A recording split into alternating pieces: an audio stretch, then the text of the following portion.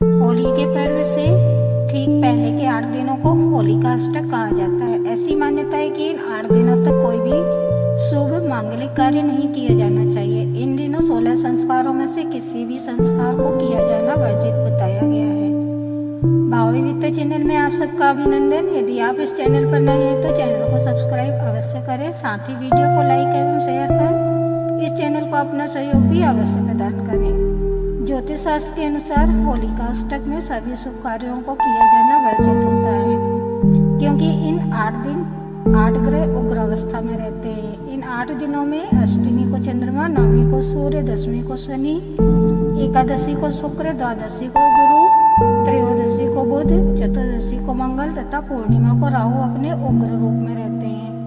यद्यपि होलिका अष्टक के दिनों में पूजा पाठ आदि कार्य किए जा सकते हैं, किंतु किसी भी प्रकार की सकाम पूजा जैसे यज्ञ, हवन आदि इन दिनों नहीं करना चाहिए। इन 8 दिनों में ग्रहों के उग्र अवस्था में होने के कारण मनुष्य के मन में अनेक प्रकार की दुविधाओं और शंकाओं का जन्म होने लगता है और कई तरह के विकार मनुष्य के मस्तिष्क पर अपना आधिपत्य जमाने लगते हैं, जिसके कारण आरंभ किए गए कार्य के न बनने की संभावनाएं बलवती हो जाती हैं। चैत्र शुक्ल प्रतिपदा से इन ग्रहों की उग्रता समाप्त होने लगती है, नकारात्मक शक्तियों का प्रभाव कम होने लगता है।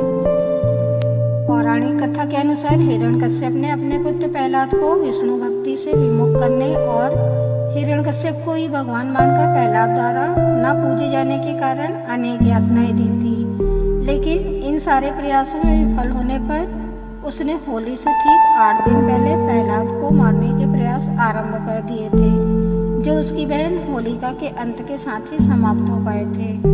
यही कारण है कि इन 8 दिनों को आज भी अशुभ माना जाता है। ऐसा माना जाता है कि इन दिनों शुभ कार्य करने से उसमें विघ्न बाधाएं अवश्य आती हैं। हिंदू धार्मिक ग्रंथों के अनुसार ऐसा भी माना जाता है कि जब कामदेव ने भगवान शिव की तपस्या भंग की थी तो शिव जी ने क्रोधित होकर कामदेव को भस्म कर दिया था। जिस दिन भगवान शिव ने कामदेव को भस्म किया था उस दिन फाल्गुन मास की अष्टमी तिथि थी। कामदेव के भस्म होने के साथ ही संपूर्ण संसार में शोक की लहर व्याप्त हो गई थी। कामदेव की पत्नी रति द्वारा क्षमा याचना करने पर भोलेनाथ ने कामदेव को पुनर्जीवित करने का आश्वासन दिया। इस खुशी में लोगों ने रंगों की होली खेली थी। ऐसा भी माना जाता है कि मौसम परिवर्तन के कारण मनुष्य का मन अस्थिर हो जाता है, जिस कारण होलिका अष्टक के दिनों में मन कभी अशांत होता है तो कभी उदास हो जाता है और कभी वह अपनी चंचलता को प्रदर्शित करता है। इस प्रकार अस्थिर मन से किया गया कोई भी कार्य संपूर्ण होने का तो प्रश्न ही नहीं उठता। इस कारण भी धर्म ग्रंथ इन दिनों किसी भी शुभ कार्य को करने की इजाजत नहीं देते।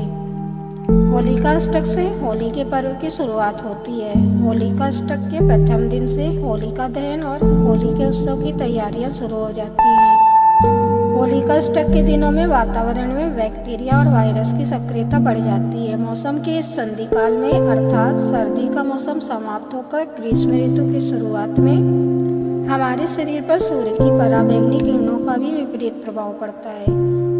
शरीर के अंदर हार्मोन्स और एंजाइम्स में भी परिवर्तन आता है, इसलिए इन दिनों जीवनचर्या में बदलाव की आवश्यकता होती है। होलिका दहन के समय जो अग्नि प्रज्वलित होती है उसके प्रभाव से वातावरण में उपस्थित वायरस और बैक्टीरिया सहित नकारात्मक ऊर्जा भी क्षीण हो जाती है। ओम नमो भगवते वासुदेवाय।